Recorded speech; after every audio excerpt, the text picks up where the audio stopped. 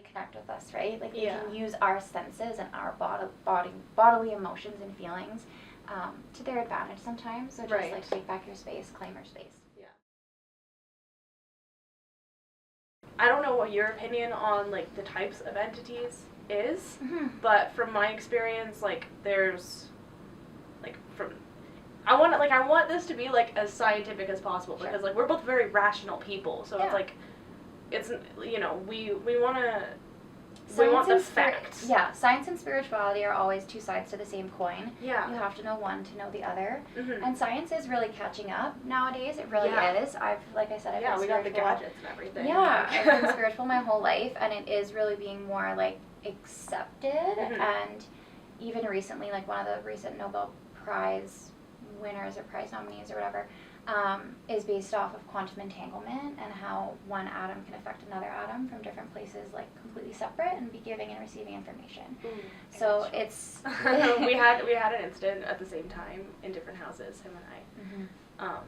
Sorry, I just gotta get this out real quick, because we told the story the other day when we had a few friends over, and we forgot how crazy the story is. But I remember it was like I was at my parents' house and he was at his parents' house, and I was in the shower, and I heard knocking on the door, like, very, like, soft, like, and so I was like, oh, he's, like, I thought, like, he was doing this, and I was like, oh, Steve's home, just seeing if it's me in the shower, whatever. He left, done, got out the shower, I went to go look for him, and he's not home, and I was like, so I texted him, I was like, where are you? And he was like, I'm at my parents' house, and I was like, oh, did you drop by or anything? He's like, no. I'm like, okay, because, like, I was just in the shower, and somebody knocked on the door, and he was also in the shower. Yeah, at the same time, and someone also knocked on my door. Also home alone. Yeah. They're playing tricks on you, and it's scary. It was weird. I hate to say, I think it's a little funny, because I deal with spirit a lot, and like I said, to me, the fear just isn't there. Like, I connect with spirit quite often, in my house, out of my house, with my work, with practice. So the fear level isn't really there. Like, I don't remember the last time that I got scared of spirit. Some things are, like, spooky or creepy, and I'll show you a couple places in my building that they're a little spooky, but just because I haven't really explored it. Right. But it also goes back on, like, this is what I want to say to you too about your story with, like, the bride thing, is that spirit is really good at using your preconceived notions of what is scary to affect you. So textbook ghost. Yeah, so it is. They can really embody, and that's not to say that they're not having their own, like, that it could have been a bride, it could have been a lady in white, but just the two that you had mentioned, the lady in white, she's a really common ghost. She really is, like, that embodiment of that lady. Like, I've seen her before. Sometimes she's old, sometimes she's young. But that's a really, like, common image that spirit can use. And again, not to discredit that spirit, it could have been their natural fashion that they present themselves in. But that's a really common one. Same thing with, like, something small in the corner, black, moves really fast. That's a really common one too. I've seen it in my parents' house too. It, like, ducked below the banister, and I was like, little, just, like, gross little gremlin, like, little black shadow. But that energy, like, right there, that's what's allowing it to exist in that fashion. And sometimes our way of perceiving it is not the way that it's intended. Like, that could have been, like, a little kid running across, playing hide and seek with his friend. Also, it's good to mention that not all energies are super aware of you guys. Like, you can be existing on different timelines, in the same household, in the same place, and they have no idea that you guys are there. So it's when things do try and interact, like, it sounds like the knocking, like, they're having fun with you guys. Like, they really are. They're glad to be of service. Spirit is really interested in, like, again, every spirit is going to be different. Every energy is going to be different. But they can be completely unaware of your existence, and sometimes things just, like, happen, especially when you're in a good place and you're in a good mood, like, maybe, for instance, like, with your toothpaste. They might have not been aware, but that freaked you out, and you were like, oh, that's weird. because I didn't feel anything. Is the weirdest part about that. Like, I literally was just, like, in the bathroom. I went over to the toilet. I blew my nose. Yeah. I'm just zoned out at the door. The toothpaste just moves. I looked at it, and it was, like, rocking. And I was like, my brain was like, that didn't happen. That did happen. And I was, like, blowing at it because I was like, maybe I, from across the entire bathroom, like, moved it with, like, my breath. That seems to me that they were just there. You guys were coexisting in the same place at the same time. Yeah, because when I tell the story, and, like, it's quite literally the most mundane but, like, insane thing I have ever seen in my whole life. Like, I was, like, my brain just melted, and I, like, ran out of there. But it was, like, I wasn't ready for it because I've been in, and that's another thing that I want to talk about too, is being able to, like, be more in tune and be more open, because, like, I do feel like everyone has a sixth sense when somebody, somebody's watching you, whatever, like, you reach for your phone before somebody calls, like, that kind of thing. But I didn't feel anything. I didn't feel like, ooh, like, it's weird in here, like, something's about to happen. You've opened up the connection already, though.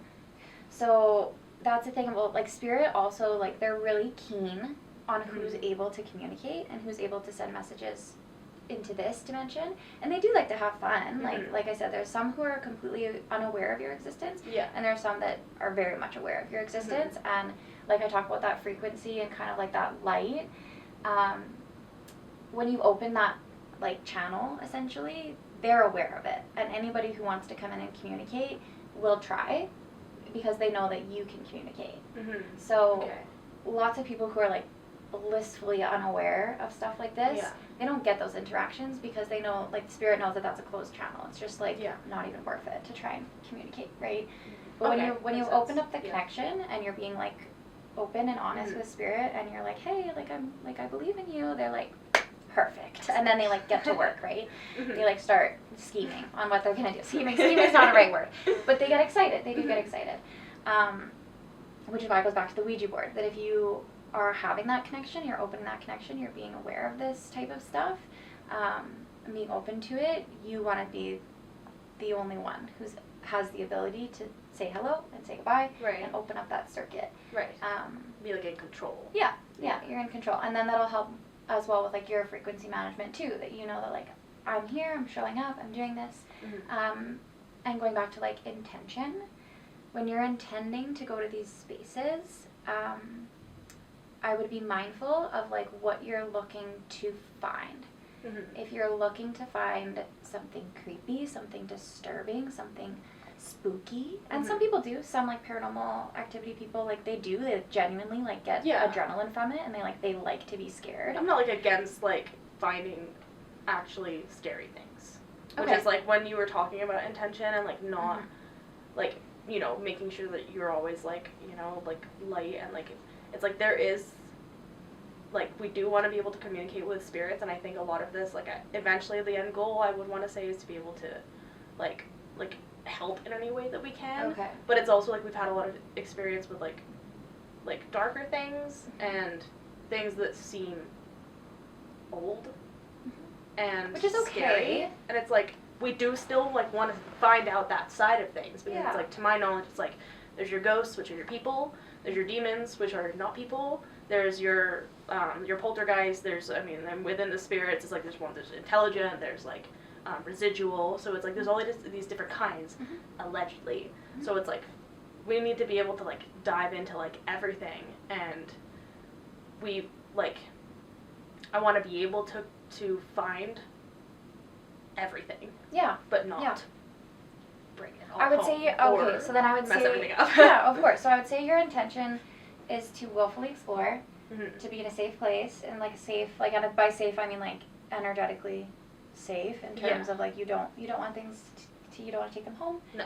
And I would say that's why I kind of made the distinction of, like, do you want to go into this feeling confident and feeling secure and being absolutely able to open yourself up to those things, but when you get that type of response back, you don't want to be petrified, right? Like, you want to be able to have that interaction and be like, wow, this is really interesting. Like, let's see what we can explore. Okay, well, they're answering us. Like, what about this? Well, let's try that. The excitement will still be there. The intrigue will still be there.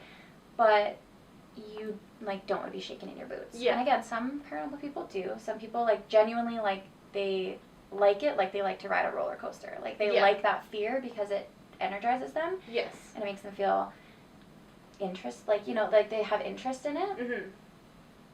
But if that's not the case, which I don't always recommend, but yeah, you want to like go into this with like, yeah, absolutely, you can find like creepy things or weird things, but you don't want it to like affect your energy, especially like leaving that place, or like be scared the next time you're taking a shower that you're gonna open the door and something, you know what I mean? Like open the curtain, something's gonna be there. Hang up the phone.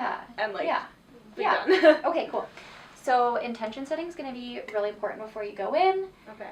It's something I say in my practice all the time is, and whatever words are best for you guys, you can come up with your own script or your own like intention setting in the beginning. But saying something like, we choose to communicate and we only allow communication from spirit that has a willful intention that is of good light, good love, and is going to be for the benevolent outcome of everyone involved. So you're not inviting in any spirit that has poor intention with you. Mm-hmm.